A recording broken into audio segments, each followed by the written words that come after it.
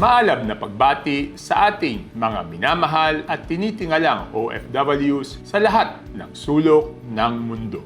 Happy Migrant Workers Day po sa inyong lahat. Saludo po ako sa inyong pagsasakripisyo para sa pag-angat at ikagiginhawa ng inyong mga pamilya. Para kayo naman po ang mapangalagaan, ating iniakda ang House Bill 7912 na layong magtaguyod ng time-bound financial assistance sa OFWs sa mga oras na madedelay ang redeployment gawa ng mga sirkumstansyang wala kayong kontrol. Naunawaan natin na malaking kawalan po sa inyo at sa inyong pamilya ang bawat araw na hindi kayo nakakabalik sa inyong trabaho. Kaya't isinulong po natin ito.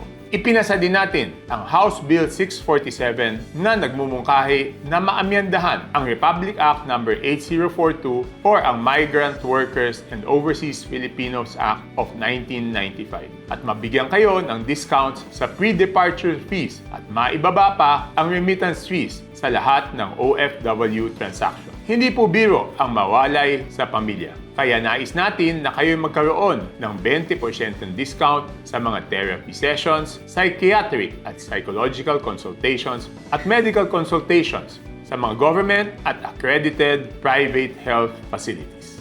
Tungkulin ng ating pamahalaan na maprotektahan ang karapatan, kabuhayan at kalusugan ng ating mga dakilang OFWs. Kaya sama-sama po nating ipanalangin na maisabatas po ang mga ito sa lalong madaling panahon.